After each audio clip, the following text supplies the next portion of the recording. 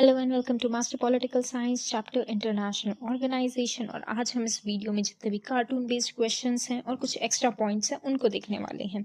जो पहला कार्टून है वो है 2006 में जो इजराइल वर्सेस लेबनान वॉर हुई थी। क्यों हुई थी? हिजबुल्लाह को इजराइल गवर्नमेंट टारगेट कर रही थी।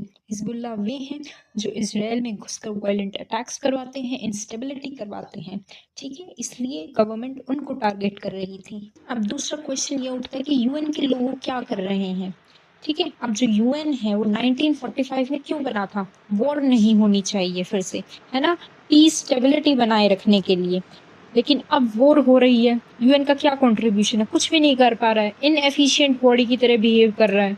मतलब कि यूएन बहुत दिनों तक डिस्कशन ही करता रह जाता है, कोई फाइनल रेजोल्यूशन कुछ बना ही नहीं पाता है। मतलब कि दूसरी साइड वॉर कंटिन्यू हो रही है, लोग परेशान हो रहे हैं। मतलब कि इंस्टेबिलिटी तो पहले ही क्रिएट हो चुकी है, तो अब यूएन का क्या रोल है? उसमें क्या रोल है? इनएफिशिएंट है। क्वेश्चन मार्क उठ रहा है यूएन के ऊपर। और अब एक क्वेश्चन ये भी उठता है कि क्यों जो यूएन है कोई डिसीजन नहीं ले पाता है? तो आंसर है जो यूएसए और ब्रिटेन है वे अपनी वीटो पावर का यूज करते हैं, ठीक है।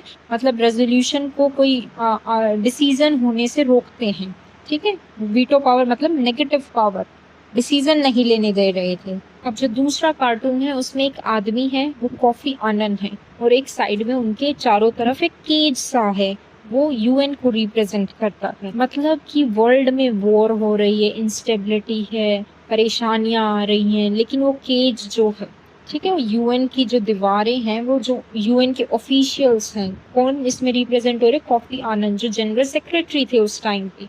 कितने से कितने टाइम तक सर्व हुए हैं ये? 1997 में इलेक्ट हुए थे और 2006 तक रहे थे। मतलब कि आम आदमी सारे वायलेंस को, इंस्टेबिलिटी को फेस कर रहा है, लेकिन ये यूएन ऑफिशियल्स बड़े आराम से सेफ है, अंदर हैं, ठीक है। और जो कार्टून है किस कंटेक्स्ट में है? दरफूर क्राइसिस, मतलब कि जो जेनोसाइड हुआ था सूडान में, उसको लेकर है। मतलब कि लोग परेशान हैं, यूएन वाले बैठ के आराम से सेफली डिबेट और रेजोल्यूशन ऐसे ही पास कर रहे हैं कोई, ठीक है। तो एक फाइनल डिसीजन लिया नहीं जा रहा है, सिर्फ टॉकिंग शॉप्स, जैसे कि शशि थरूर बोलते हैं यूएन के बारे में, that these are talking shops. एक वर्ड मैंने अभी यूज किया, जेनोसाइड। तो जेनोसाइड होता है जब आप एक पर्टिकुलर ह्यूमन रेस को टारगेट करते हो, उनके खिलाफ वायलेंस होते हैं, दैट्स जेनोसाइड। फिर नेक्स्ट कार्टून में दरफूर क्राइसिस के बारे में ही बात करते हैं। मतलब कि सूडान में क्या सिचुएशन चल रही है, जेनोसाइड हो रहे हैं, एक टाइप की जो ह्यूमन रेस है लार्ज स्केल पे उनकी डेथ करी जा रही है, ठीक है, उनके खिलाफ अटैक्स हो रहे हैं। उसके साथ साथ लोग भूखे मर रहे हैं, स्टारवेशन है, ठीक है, इंस्टेबिलिटी है देश में। मतलब कि कुछ लोग तो जेनोसाइड के शिकार हो रहे हैं, कुछ भूख से मर रहे हैं, और यूएन क्या कर रहा है? खाली पीली डिबेट कर रहा है, ठीक है, उसमें भी कोई रेजोल्यूशन पे वो पहुंच नहीं रहा है।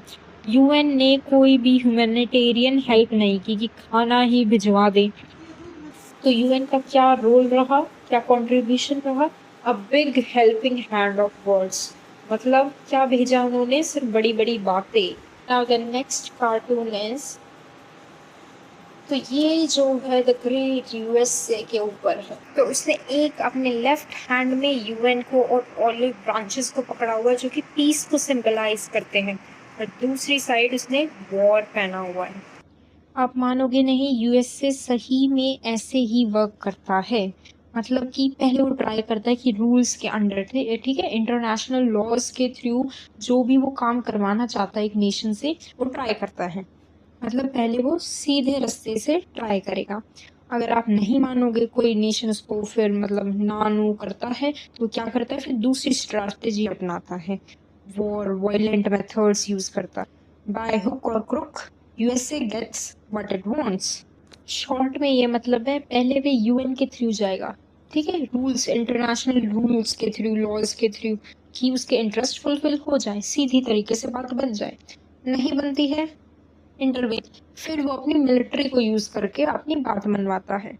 अब जो नेक्स्ट चीज है वो आपको यूएन के जो जनरल सेक्रेटरीज हैं, एक तो फर्स्ट, एक सेकंड, एक कोफी अन्नान का टाइम पीरियड, एक लेटेस्ट, ये 4-5 याद होने चाहिए। तो फर्स्ट कौन थे? ट्राइवेलाई, ठीक है, 1946 में ही इनको बनाया गया था। और अगर हो सके तो एक बार नाम ज़रूर देख लेना एग्ज़ाम से पहले, क्योंकि क्रोनोलॉजी आ गई तो फिर दिक्कत नहीं होनी चाहिए आप लोगों को। कोफी आनन का टाइम पीरियड बड़ा इंपॉर्टेंट है, 1997 से 2006, 2006 वाला ईयर भी बड़ा इंपॉर्टेंट है, क्योंकि उस टाइम एक तो जो इजराइल वर्सेस लेबनान वॉर चल रही थी, और 2003 से कंटिन्यू होते हुए जो सूडान क्राइसिस से जेनोसाइड हो रहा है, स्टारवेशन है, वो वाली दिक्कत भी थी, थोड़ा याद रखना। और हमारे जो करंट के वे हैं जनरल सेक्रेटरी, वो कौन है? एंटोनियो गुटर्स। कौन सी कंट्री से? पोर्टुगल, याद रखना है। फिर है नेक्स्ट वीटो पावर, एक तरह से जो नेगेटिव पावर है, ठीक है। अगर कोई डिसीजन लिया जा रहा है और कोई भी जो परमानेंट 5 के पास ही है सिर्फ ये, अगर वो अपनी वीटो पावर डाल देता है तो डिसीजन वही स्टॉल हो जाता है। तो सबसे ज़्यादा वीटो पावर किसने यूज़ करी है?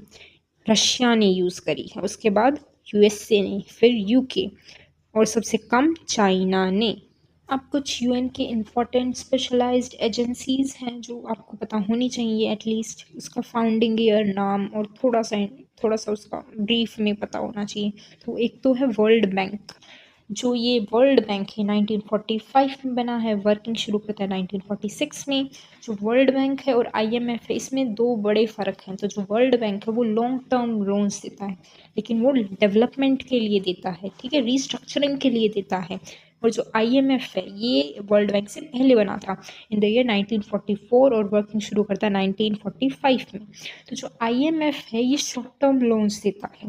जब आपकी इकोनॉमिक क्राइसिस होते हैं, बैलेंस ऑफ पेमेंट में गड़बड़ी होती है, तब ये लोन देता है, शॉर्ट टर्म के लिए देता है, ना कि डेवलपमेंट के लिए। अब आईएमएफ में एक बड़ा ख़राब प्रोविज़न है कि जो जितना कंट्रीब्यूट करता है उसके डिसीजन में उतनी ही महत्वता होती है, ठीक है। अगर यूएसए जो है वो सबसे ज़्यादा फाइनेंशियली कंट्रीब्यूट करता है, तो मतलब अब डिसीजन लिया जाएगा तो सबसे ज़्यादा वोट वैल्यू किसकी होगी? यूएसए की होगी। अब एक बार देखते हैं कि वर्ल्ड ट्रेड ऑर्गेनाइजेशन जो पूरे वर्ल्ड के फ्री ट्रेड के बारे में बात करती है, वो पहले कैट थी, ठीक है। वर्ल्ड ट्रेड ऑर्गेनाइजेशन तो 1995 में बनी, उससे पहले क्या था? General agreement on trade and tariff था, जो कि वर्ल्ड वॉर 2 के बाद ही बना दिया गया था। अब वर्ल्ड ट्रेड ऑर्गेनाइजेशन में एक मेजर डिबेट ये रहती है कि जो डेवलपिंग नेशन है वो ये बोलते हैं कि जो डेवलप्ड नेशन है यूएसए, यूके, ये क्या करते हैं, हमको तो बोलते हैं कि आप फ्री ट्रेड करो, अपने बैरियर्स हटा दो, और खुद ये प्रोटेक्शनिज्म की स्ट्रैटेजी को अपनाते हैं। तो जो ये IAEA है, इंटरनेशनल एटॉमिक एनर्जी एजेंसी, इसका एक तो ईयर याद रखना है 1957, और ये यूएन की स्पेशलाइज्ड एजेंसी में से एक है, याद रखना। अब ये क्या बोलती हैं? एटम्स फॉर पीस, मतलब कि जो न्यूक्लियर एनर्जी है उसको पीसफुल वे से, ठीक है, डेवलपमेंट में यूज़ कीजिए, ताकि डिस्ट्रक्शन के लिए, मतलब कि न्यूक्लियर वेपन्स के लिए आप ना यूज़ कीजिए, और जो डेवलपमेंट के लिए है, एनर्जी जनरेशन के लिए, ठीक है, उसके लिए ज़्यादा यूज़ कीजिए, पीसफुल यूज़ करिए। अब जो एमनेस्टी इंटरनेशनल है और ह्यूमन राइट वॉच है, ये दोनों एनजीओज़ हैं। एनजीओ हैं, इसका मतलब है ये यूएन के पार्ट नहीं हैं, ये अलग से हैं, एनजीओज़ हैं। ये किस लिए काम करते हैं? दोनों ही ह्यूमन राइट के लिए काम करते हैं, ठीक है। ह्यूमन क्राइसिस ना हो, क्राइम अगेंस्ट ह्यूमैनिटी ना हो, इस बात का ये ध्यान रखते हैं। Now that's it, thank you for watching.